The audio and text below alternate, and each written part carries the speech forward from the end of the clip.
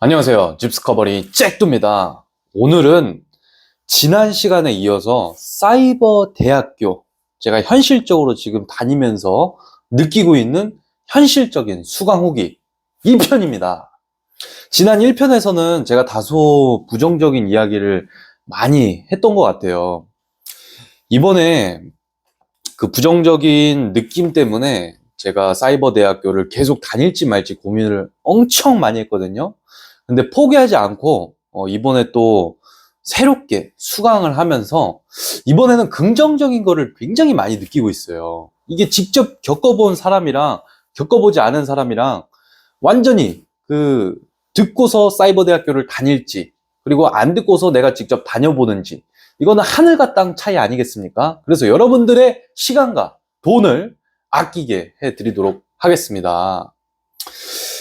이번에 제가 사이버 대학교 교육을 수강하면서 느낀 거, 첫 번째, 역시 사이버 대학교도 가르치는 교수가 가장 중요하다.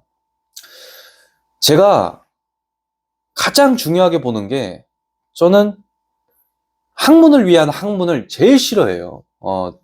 쓸모 있는 학문, 우리 정약용 그 대가가 가르친 것처럼 실학, 실용주의 학문을 좋아한단 말이에요.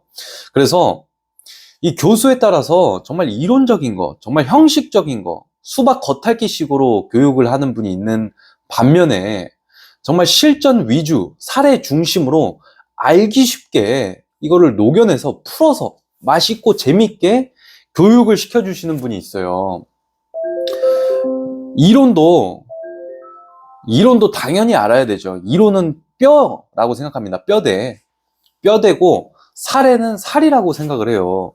그래서 이론을 통해서 구체적으로 내가 뭐 기본 이 지식을 활용해서 직접 실전을 경험하면서, 그래, 이 이론을 이렇게 현실에서 써먹을 수 있구나, 이런 것을 배우는 거 아니겠습니까?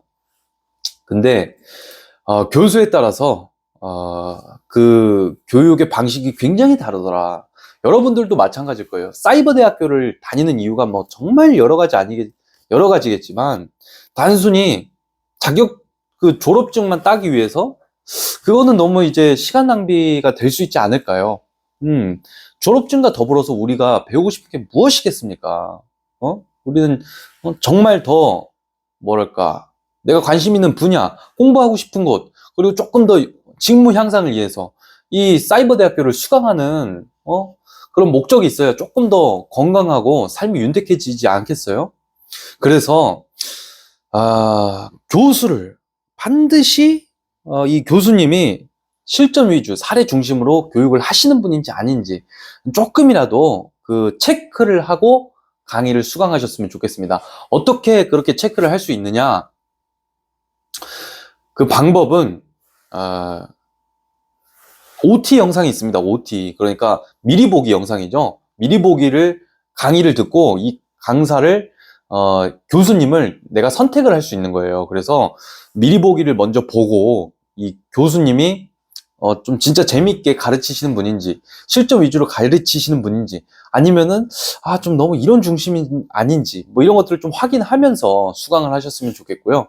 두 번째, 내 사이버 대학교의 만족도를 높이기 위해서는 내가 이 사이버 대학교를 다니고 교육을 듣는 이유가 무엇인지 꼭 한번 판단해 보셨으면 좋겠습니다.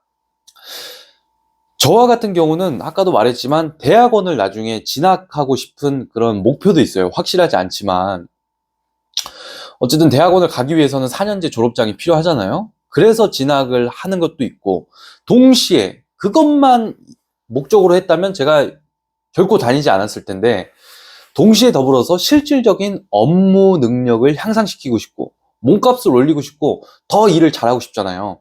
그리고 내가 잘 모르는데 배우고 싶은 분야를 배우고 싶기 때문입니다.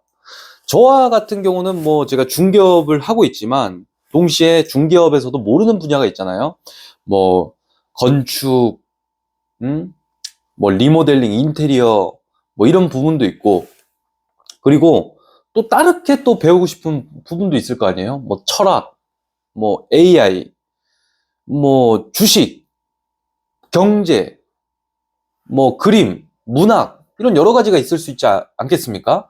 그런 것들을 좀 판단을 하면서 내 목표를 딱 내가 지금 이거를 하는 이유, 목적성에 대해서 내 스스로가 세팅을 하고 거기에 맞춰서 이 사이버 대학교를 선택하고 강의를 수강하면은 조금 더 만족스러운 결과를 얻으실 수 있으리라는 생각이 듭니다. 그리고 제가 추천드리는 것은 너무 전공 교육만 들을 필요가 없습니다. 너무 전공 교육만 들으면 또 이 재미가 없어져요. 어쨌든 이성도 마찬가지잖아요. 조금 나랑은 다른 면이 있어야 끌리는 거 아니겠습니까? 교육도 마찬가지인 것 같아요. 내가 뭔가 항상 들었던 이야기만 또 들어. 얼마나 재미없고 지루합니까? 내가 모르는 분야, 내가 접해보지 못했던 분야. 예를 들어서 마케팅, 음? 뭐, 뭐 경영학, 뭐 회계학, 뭐 현대 미술, 뭐 여러 가지가 있잖아요. 그래서 내가 좀 모르는데 알고 싶은 분야, 관심이 가는 분야를 교양 수업을 꼭 같이 들으셨으면 좋겠어요. 제가 지난 작년에는 그 전공 수업만 들으니까 너무 진짜 재미가 없더라고. 이따 또 말씀을 드리겠지만, 그래서 교양 수업을 올해는 3개를 듣고 전공은 딱 1개만 듣거든요. 제가 지금 듣고 있는 게 뭐냐면 제목도 들으면 아주 흥미로울 거예요. 빌딩 건축주 되기. 야, 정말 흥미롭지 않습니까? 저는 꿈이 건물주, 꿈 중에 하나가 건물주기 때문에 무조건 들을 수밖에 없었어요. 그리고 2번째, 경제야 놀자. 뭐 경제에 대해서 배우는 거고, 그리고 AI. 이 AI를 정말 궁금한데 어떻게 활용하는지 아직 잘 몰라서 좀 들어보고 있고, 그리고 철학 멘토링에 대한 강의를 듣고 있습니다. 이 철학 멘토링에서는 진정한 철학이란 무엇인가, 잘 살기 위해서 잘 살기 위한 질문을 하는 게 철학이라고 어제 교수님이 말씀을 하시더라고요.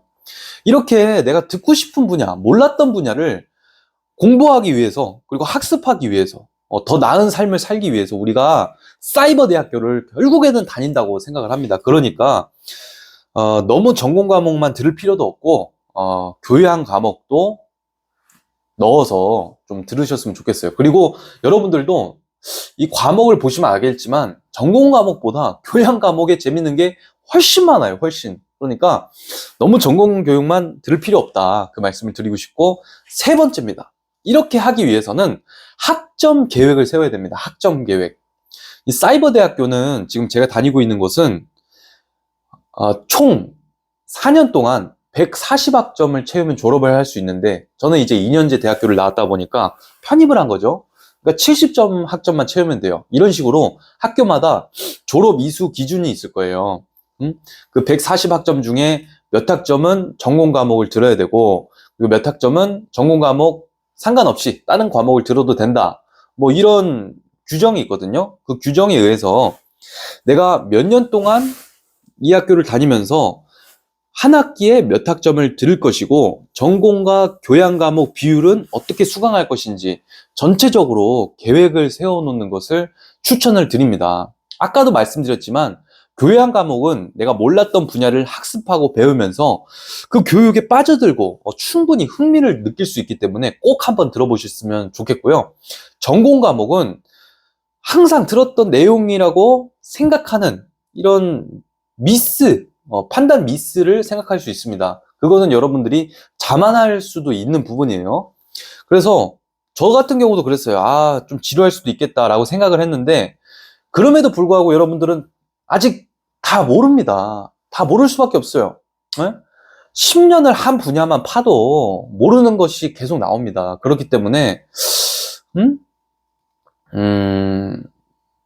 꼭 전공 과목도 듣고 싶은 분야를 들으셔야 돼요. 그래서 들으시면서 내가 모르는 부분을 실무 사례 위주로 알기 쉽게 이 전문가가 교육을 시켜주기 때문에 상당히 또 흥미롭습니다. 내가 알던 부분이기 때문에 더 귀에 쏙쏙 박혀요.